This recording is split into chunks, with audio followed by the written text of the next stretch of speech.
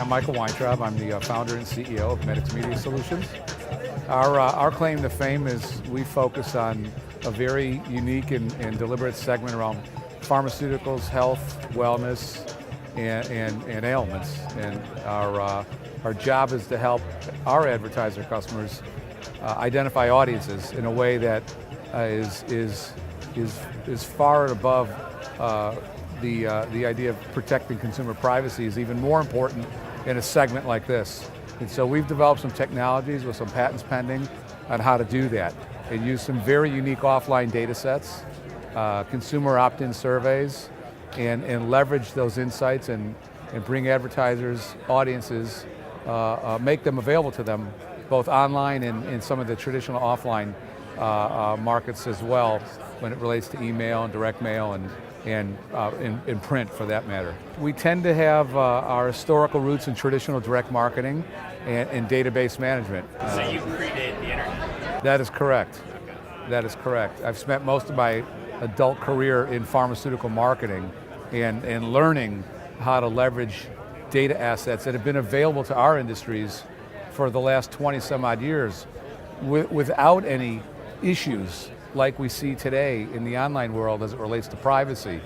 The reason we don't have these issues in our industry today is that we worked with the government many years ago in the Clinton administration in helping to put some definition around HIPAA and how to enable the use of insurance claims data and other types of data that's uniquely private to individuals, but yet give the industry the benefit to enable the use of this data for research, for education, not so much for marketing, but really around the notion of bringing information to consumers in a way that doesn't identify them.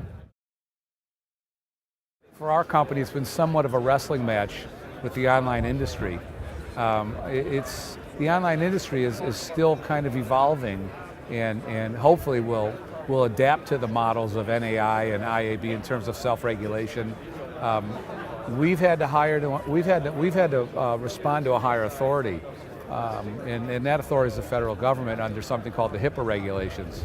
So by definition, under HIPAA, that is a methodology whereby data has been completely sanitized of any personally identifiable information, but yet left in a usable way for research, for education, for advertising. And I think what the challenge here in this industry has been somewhat of a reluctance to adopt some of the working models. In email, you have canned spam laws. In medical data, you have HIPAA laws.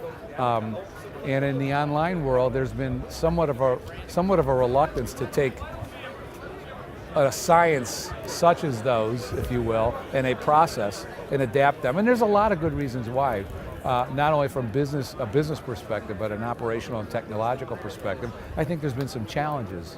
Having said all that, I think we may have been a lot further along as an industry, and Medicx in particular in this industry had some of these other models from the offline industry been adopted.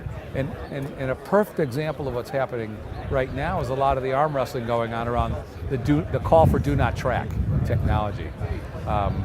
People talk about the painstaking effort that it's going to require, but if you look at what's going on in the traditional offline world with do not call, the world didn't come to an end.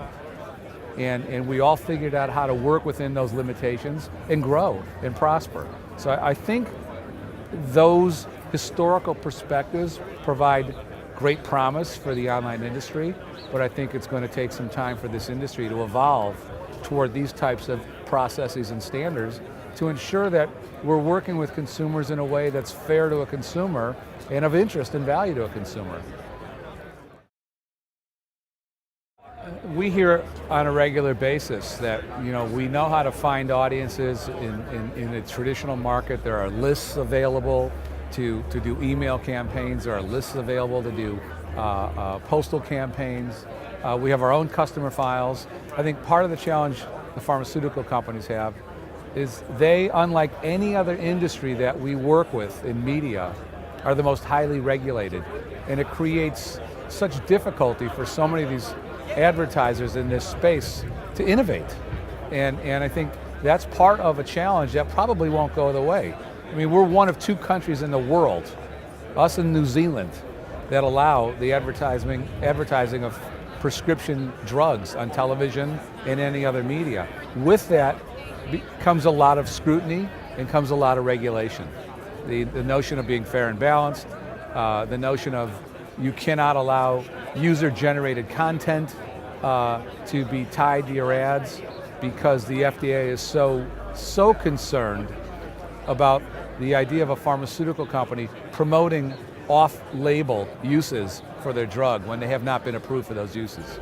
So that's a big problem in this industry today, in transitioning into the online world.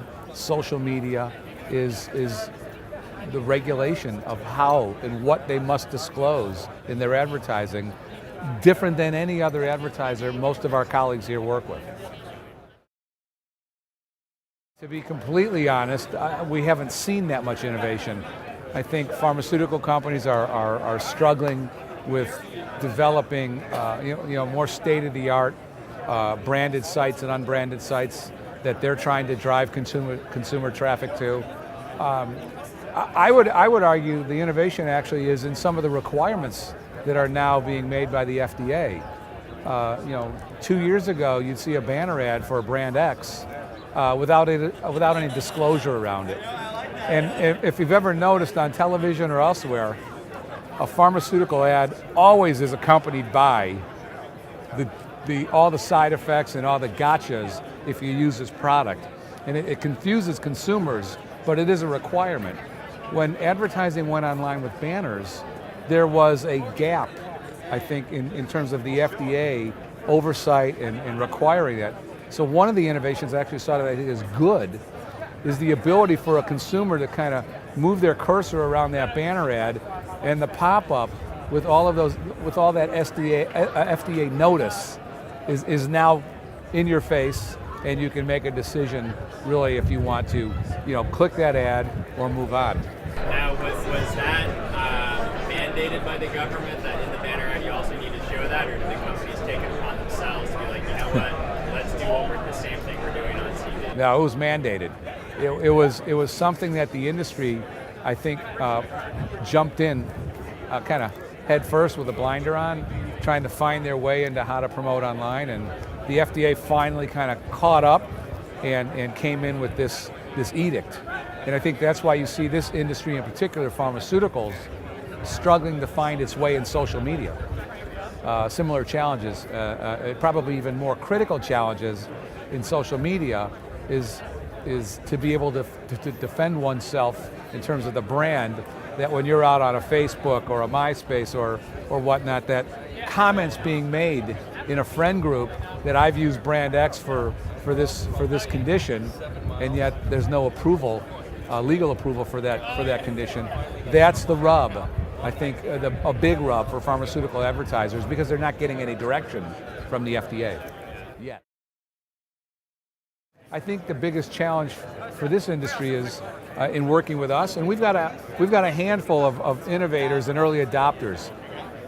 The notion of what we're able to do with our types of audiences is somewhat of a scary proposition for a lot of these organizations here, because they're trying to find their own way in terms of being in compliance with NAI. For a number of years, healthcare data, medical data, financial data had been thrown into this black box of, listen, everything you're doing today, we want to put regulations around.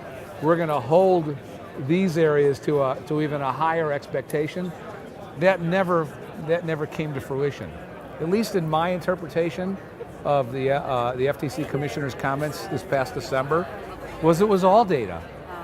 Their view was healthcare, financial or otherwise, or medical, you've got to put in place regulations that you're going to manage to for all of any consumer's data and what you're doing with it, and their right to know what you're doing with it, and their right to say no. So it's still, I think, the good news is we sit in a marketplace that still commands very high premiums as far as the CPM goes, with relatively low expectation. ROI is evolving into a bigger discussion. Are you talking specifically with the pharma industry or Yeah. across the board? Well, specifically with pharma, and part of the challenges we've had in getting more online properties to integrate with us. It's been a challenge because I think many of them are still concerned in terms of how do we navigate with very sensitive data, and that's been probably our biggest business challenge in getting this industry to adapt to the availability of our types of audiences. So when you say this industry, do you mean publishers as in like a CNN.com or publishers as in ad networks and exchanges? Both. Probably more so with ad networks and exchanges. The ad networks and exchanges have in the last 2 years, I mean, they're running for cover, if you will, under the NAI umbrella. Well, and so what we hear is, are you an NAI member? Well, but we're not an ad exchange, we're not a data exchange, and we're not an ad network. We don't serve ads, we don't drop cookies. So it's a very difficult business proposition for an offline, pure play offline data company to find its way into an industry that's trying to regulate itself under NAI and of course IAB, which we are a member, and do plan to go through the audit. It's still a challenge for a lot of companies in the online ad network space, the RTB space, the data exchange space, to get comfortable and say, we want to own this segment and be a part of what we're doing. So are you saying that you have tons of information, when they look at the data you have, they're like, oh my God, this is like gold mine, are you sure it's legal? Yeah, well it's not even... Actually, hold on, yeah. Excuse me. Thank you. It's not a question of legality. We have HIPAA certifications.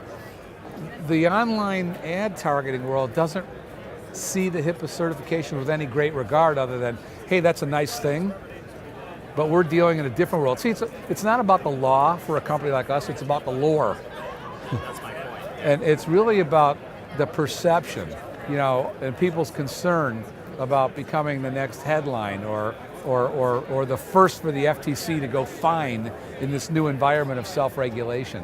When there really isn't, in our view and in our privacy lawyers' view, there is no real threat like that. If you're providing the back-end capability as an ad network to allow a consumer to opt out and remove your targeting cookies for Medicx, it isn't any different than removing a targeting segment for any other opt-out a consumer provides. It's the notion that we're targeting consumers based on the propensity of them having an illness. How did you know they had this illness? We don't know. How are you finding me? Because you live in a geography that we've mathematically predicted has a high propensity for this illness. So by default, you living in this geography, you are likely going to get hit with an advertiser's ad who is using our data. So it's never been about the individual for us, it's never been about the household, it's been about the neighborhood. And it's still a scary proposition for a lot of ad networks in this conference today. So am I understanding correctly that you built a lot of your business on kind of statistical analysis of demographic? That's correct. That's correct. Basically what we're doing is we're taking real life insurance claims that have been depersonalized and HIPAA certified, and we're running those claims into a predictive modeling engine. That modeling engine also has access to demographic data, and it's looking at all the patterns in a geography that we call a zip plus 4, and it's making a prediction about what's the propensity of a particular ailment in this zip 4. And that's all the model does, and then that's what's delivered to our customers is a set of modeled data. How they connect to that data, that depends more on technology or operation, what they're able to integrate with.